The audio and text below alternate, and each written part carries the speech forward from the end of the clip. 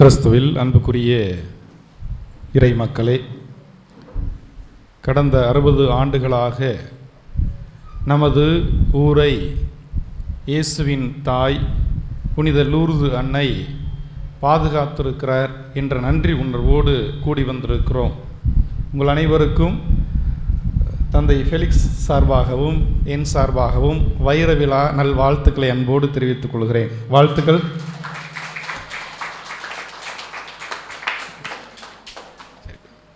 வைர விழாவை கடந்த 8 நாட்களாக நவநாள் எடுத்து கொண்டாடி கொண்டிருக்கிறோம்.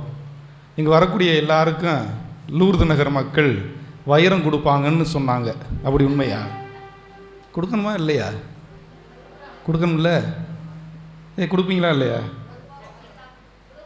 எப்போ? அப்படி மட்டும் ஒரு அனௌன்ஸ்மெண்ட்டு கொடுங்க, நாளைக்கு கூட்டத்தை பாருங்கள். சரியா? அன்பார்ந்தவர்களே, உங்கள் அனைவரும் மீண்டுமாக வாழ்த்துகிறோம். வைர விழாவின் வழியாக ஆண்டவர் இன்னும் அதிகமான ஆசீர்வாதங்களை நம் மீது, நமது குடும்பத்தின் மீது, நமது ஊரின் மீது, நமது பங்கின் மீது நிறைவாக பொழிய வேண்டும் என்று உங்களுக்காக ஜெபிக்கிறோம். இன்றைக்கு நாம் தியானிக்கிற மைய கருத்து என்ன? Very good. அன்னை மரியா லூர்து தாய் இறை வார்த்தையை எங்கே தியானித்தவர்? எங்கே தியானித்தவர்? தம்பி அதுக்குள்ளே இதயத்தில் தியானிக்க போயிட்டாப்புல நினைக்கிறேன். எல்லாரும் என்னை பாரு, லுக் அட் மீ, என்னை பாருங்க. நான் கேட்குற கேள்விக்கு பதில் சொல்லணும். சரியா? அன்னை மரியா இறை வார்த்தையை இதயத்தில் தியானித்தவர். இதயத்தில் தியானிப்பது எளிது. அன்னை மரியா தியானித்தார், நீங்களும் நானும் தியானிக்கிறோமா அப்படிங்கிற விஷயந்தான் இன்னைக்கு புரிந்து கொள்ளணும். சரியா? அன்னை மரியா எப்படியெல்லாம் தியானித்தார் விவிலியத்தில் இருக்கிறது. அன்னை மரியா வாழ்ந்தார், அதெல்லாம் ஈஸி, வாசிப்பது ஈஸி. சரிங்களா?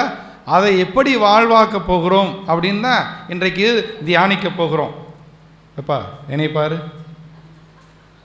என்னை பாருங்க.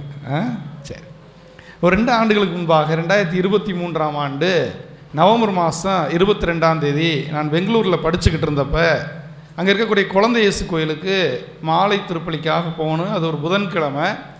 அந்த கோயிலில் அது ஒரு திருத்தலம். 6 மணிலேருந்து 7 மணி வரை திருப்பலி, 7 மணிலேருந்து 8 மணி வரை ஆராதனை நடத்தணும். அப்படி ஒவ்வொரு மாதமும் போவேன்.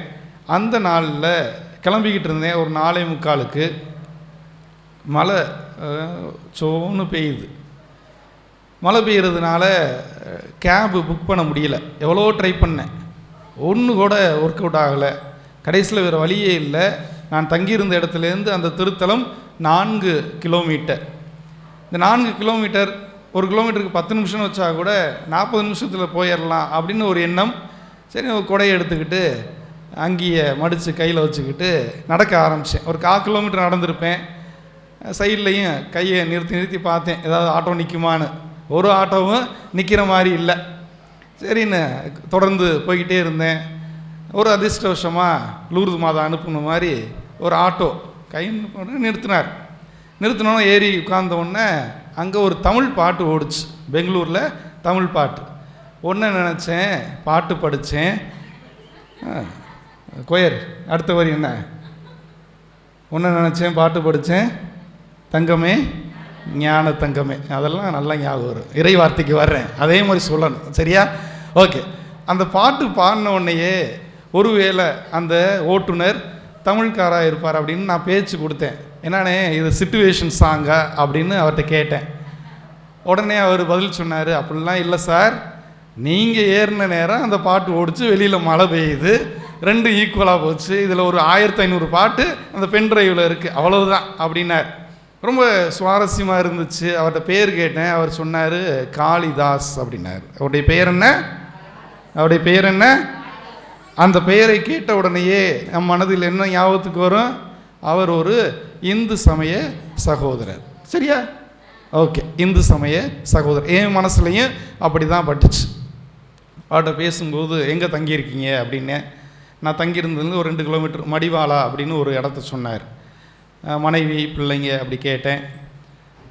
அவர் மனைவி இருக்காங்க, வீட்டில் இருக்காங்க.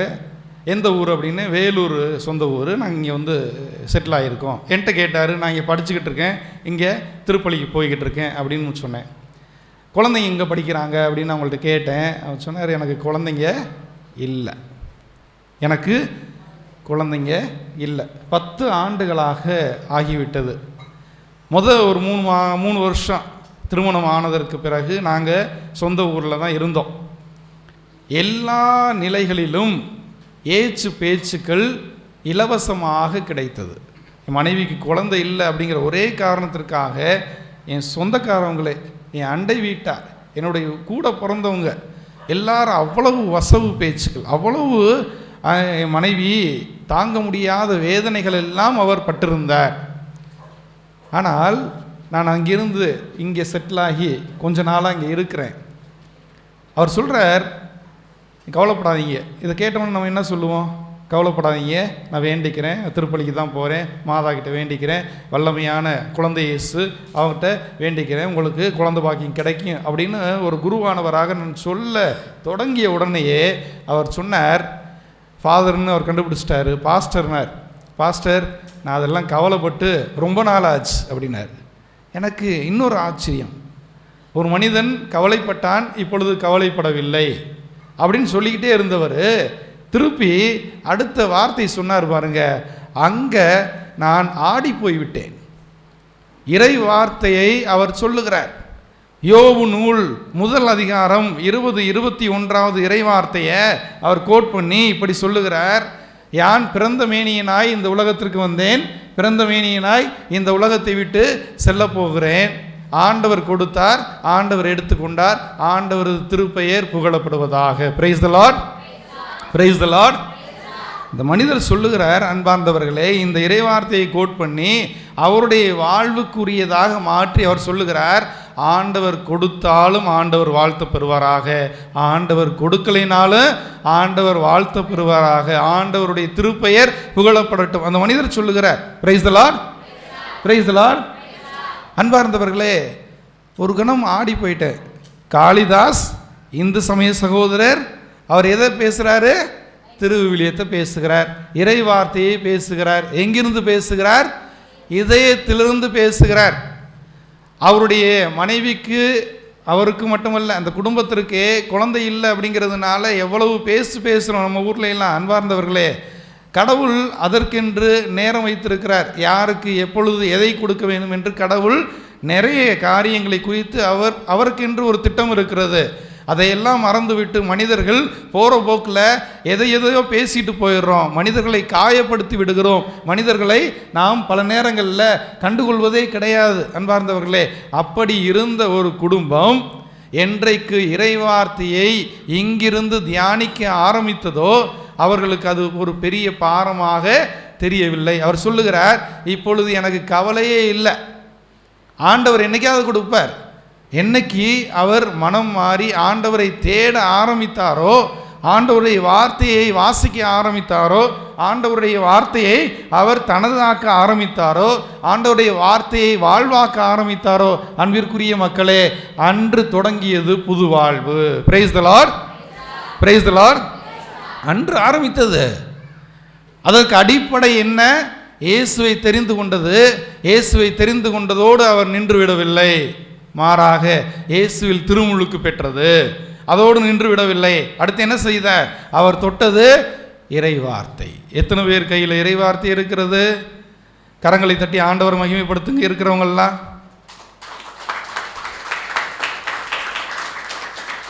அன்பார்ந்தவர்களே, உங்கள் பங்கு தந்தை நிறையவே அதை மெனக்கெட்டிருப்பார். இறைவார்த்தையினுடைய முக்கியத்துவம் சொல்லி கொடுத்திருப்பார் நிச்சயமாக.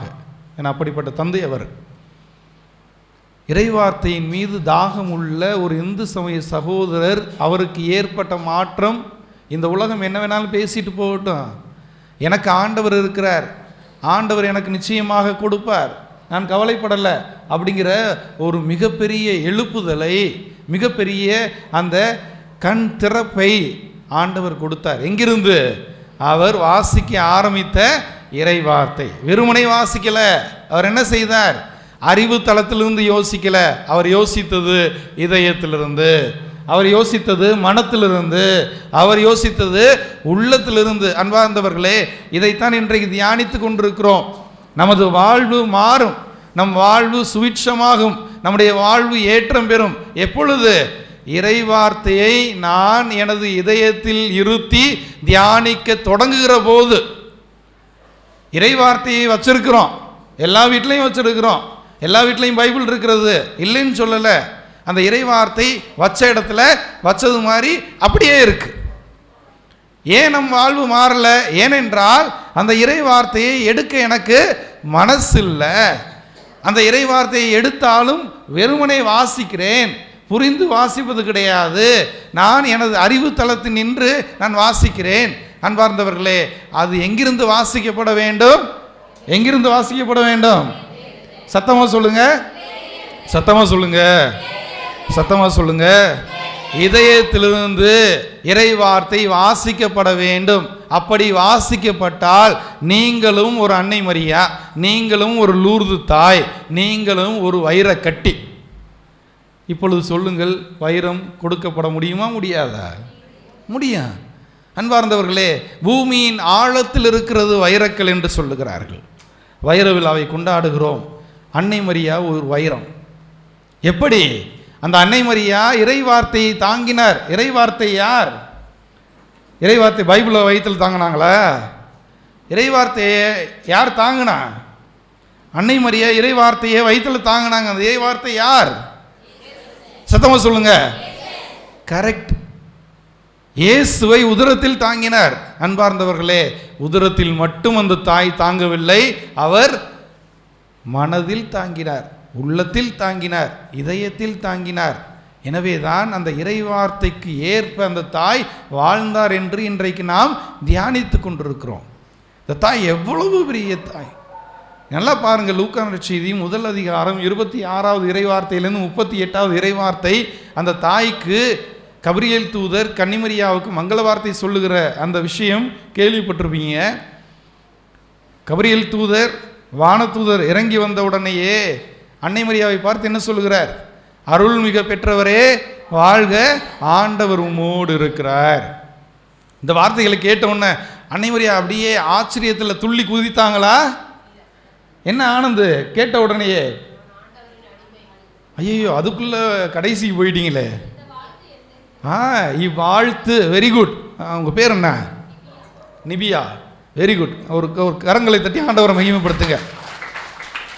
இந்த 27வது வசனத்தை சரியா சொல்றாங்க அந்த மகள். அன்பார்ந்தவர்களே, இப்படி நமது வார்த்தையோடு நமது வாழ்வோடு தொடர்புடையதாக இறை வார்த்தை மாற வேண்டும். இவ்வாழ்த்து எத்தகையதோ என்று அஞ்சினார்கள், கவலைப்பட்டாங்க. இந்த வாழ்த்து எனக்கு உரியது இல்லை, இந்த வாழ்த்துக்கு சொந்தக்காரு நான் இல்லை. அருள்மிக பெற்ற, எப்படி நான் அருள்மிக பெற்றவர்? இப்படிப்பட்ட பாவப்பட்ட உலகில் வாழ்ந்த நான் எப்படி அருள்மிக பெற்றவர்? அந்த தாய் யோசிக்க ஆரம்பித்தார். ஆனால் வானதூதர் யோசிக்க விடலை. மரியே அஞ்சாதீர். அன்பார்ந்தவர்களே, நீங்கள் விவிலியத்தை தொட ஆரம்பித்தாலே, விவிலியத்தை வாசிக்க ஆரம்பித்தாலே உங்கள் மனதில் இருக்கிற எண்ணங்கள், ஏக்கங்கள் எல்லாம் பறந்து ஓடிடும்.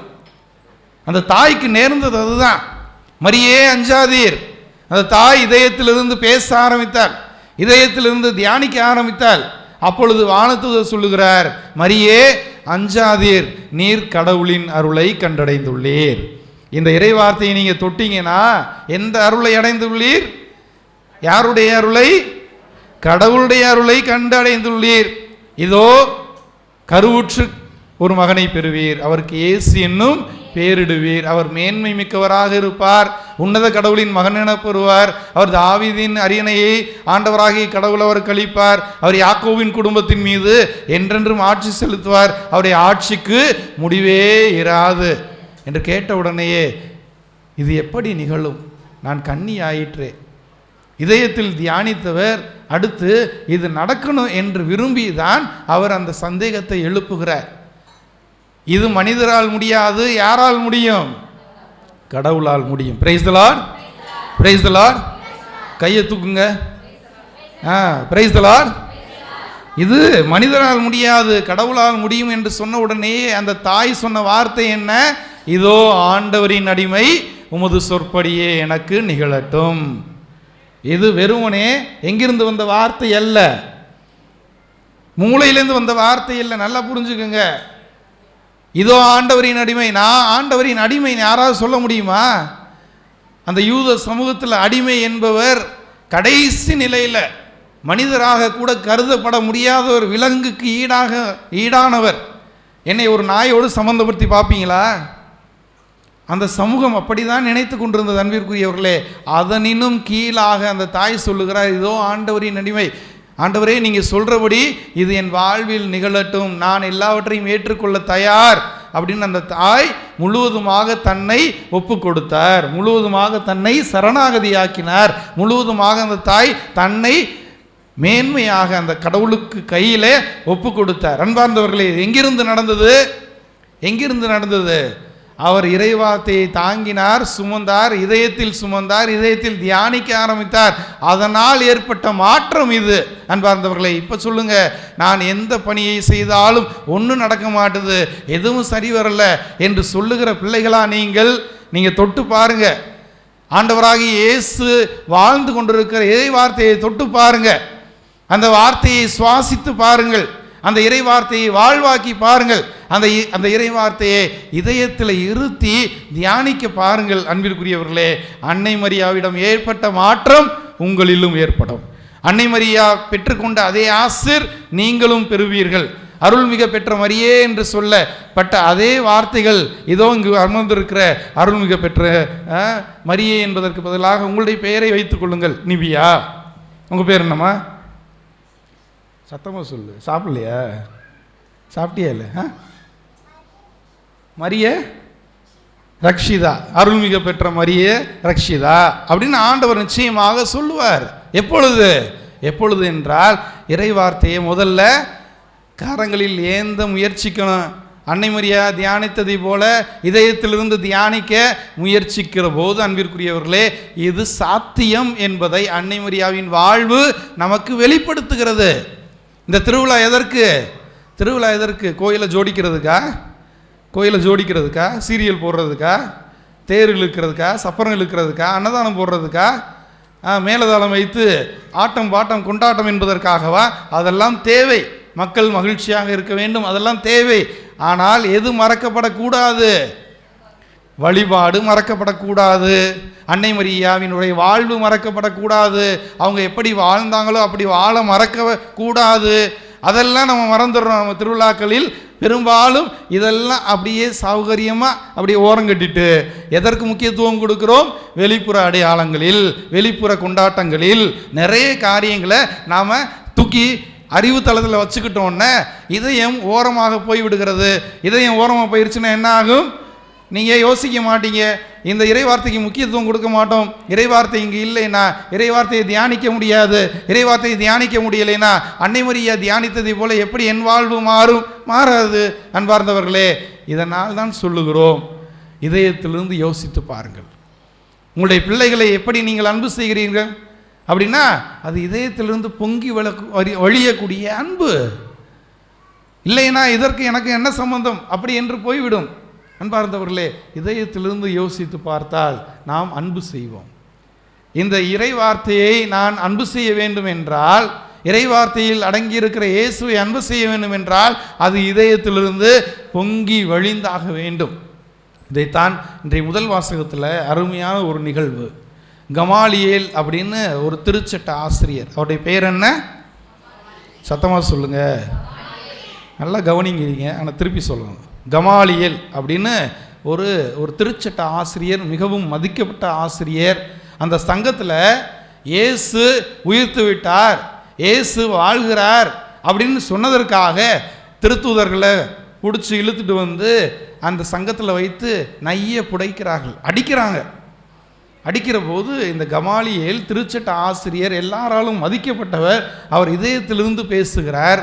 டேய், நல்லா கவனிச்சுக்க, இந்த மனிதர்கள் பேசுகிற காரியம், இந்த மனிதர்கள் செய்கிற காரியம் கடவுள்கிட்டேந்து வருது அப்படின்னா உங்களால் ஒன்றுமே செய்ய முடியாது, நீ அழிக்கவே முடியாது. இந்த இடத்துல கடவுள் குடிகொண்டிருக்கிறார் அப்படின்னு 60 வருஷமாக நீங்கள் நம்புறீங்க. அன்பிற்குரியவர்களே, இது கடவுளிடம் இருந்து வந்தது என்றால் எவனாவது அழிக்க முடியுமா? இந்த நம்பிக்கையை அழிக்க முடியுமா? ஆனால் அந்த கமாலியேல் சொல்லுக, இது மனிதனிடமிருந்து தோன்றியது என்றால் அது ஈஸியாக அழிந்து போய்விடும். அதுக்கு 2 எடுத்துக்காட்டு சொல்கிறார். தெய்யுதா என்பவன் அப்படின்னு தோன்றி அவன் ஒரு 400 பேரை கூட்டிக்கிட்டு வாங்கடா நான் தான் கடவுள் அப்படின்னு சொன்னான். அவன் செத்து போனால் எல்லாரும் சிதறி போயிட்டாங்க. கலிலேயான யூதா அப்படிங்கிற ஒருத்தன் பற்றி சொல்கிறாரு, அவனும் செத்து போனால் சிதறி போயிட்டாங்க. அன்பார்ந்தவர்களே, இயேசு அப்படிப்பட்டவர் அல்ல என்பதை கமாலியேல் சொல்லுகிறார்.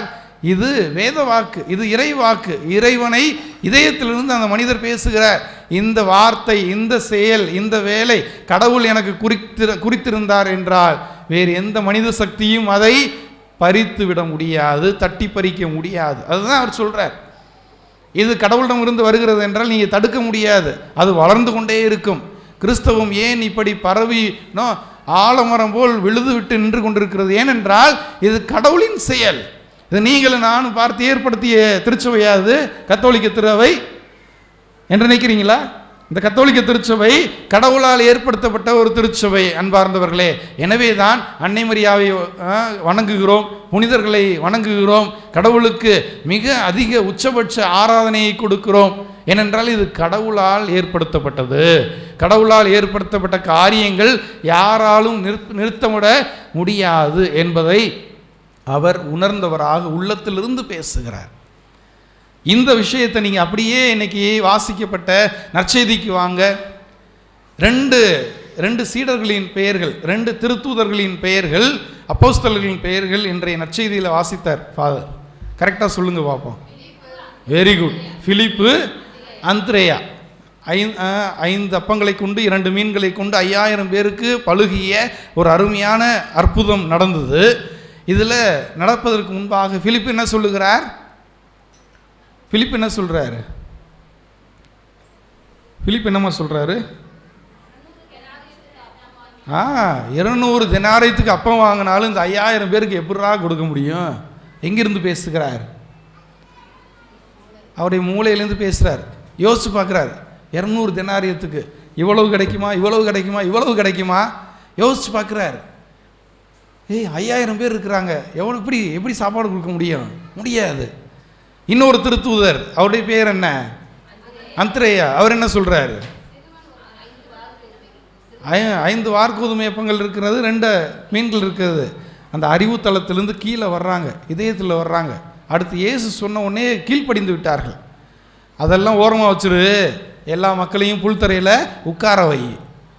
இயேசு சொல்லுகிறார், இந்த மக்களுக்கு இன்றைக்கு சாப்பாடு கொடுத்தே ஆகணும்னு முடிவெடுத்த அந்த விஷயத்தை அவர் ஏற்றுக்கொண்டார், இதயத்தில் ஏற்றுக்கொண்டார்கள். எனவே அவங்க கேள்வி கேட்கல, எப்படி ஆண்டவரே இது சாத்தியமா? 5 அப்பத்தை வச்சு எப்படி 5000 பேர் கொடுக்க முடியும்? எவனும் கேள்வி கேட்கல. ஏனென்றால் இயேசு ஆண்டவர் அங்கு சொல்லுகிறார். சொல்வது யாரு? இயேசு ஆண்டவர். சொல்வது யாரு?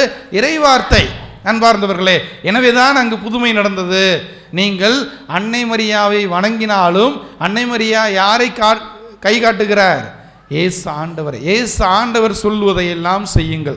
யோவான் நற்செய்தி 2ஆம் அதிகாரம் 5வது இறைவார்த்தையில் அந்த தாய் சொன்னது அதுதான், அவர் சொல்வதெல்லாம் செய்யுங்கள். அவர் என்ன சொல்லுகிறார்? இறைவார்த்தையை சொல்லுகிறார். விவிலியத்திலிருந்து பேசுகிறார். விவிலியத்தில் கரங்களை எடுங்க அப்படின்னு பேசுகிறார். விவிலியத்தை நீங்கள் இறைவார்த்தையாக இதயத்திலிருந்து யோசியுங்க, இதயத்தில் இருத்தி தியானியுங்கள் அப்படின்னு சொன்னார். அதை தனது வாழ்வில் முழுமையாக கடைபிடித்தவர் அன்னை மரியா. இயேசுவின் இறப்பில் மட்டுமல்ல, இயேசுவின் உயிர்ப்பில், இயேசுவுக்கு பிறகு அந்த தாய் முழுமையாக இறைவார்த்தையோடு சம்பந்தப்பட்டவர், இறைவார்த்தையோடு பின்னி பிணைந்து கலந்து நின்றவர். எனவேதான் அவர் இன்றைக்கு உலக மக்களின் தாயாக இயேசுவால் தரப்பட்டவர். எனவே அன்பிற்குரியவர்களே, இறைவார்த்தையை கையில் எடுப்போம், இறைவார்த்தையை வாசிப்போம், இறைவார்த்தையை நாம் வணங்குவோம், இறைவார்த்தையை வாழ்வாக்குவோம். எங்கிருந்து? அறிவு தளத்திலிருந்து அல்ல, மாறாக இதயத்திலிருந்து அன்னை மரியாவை போல. அப்படி செய்தால் லூர்து நகரில் இருக்கக்கூடிய எல்லா மக்களும் வைர கட்டிகளாக மாறுவீர்கள். மீண்டுமாக வைர விழா நல்வாழ்த்துக்களை அன்போடு தெரிவித்துக் கொள்ளுகிறேன்.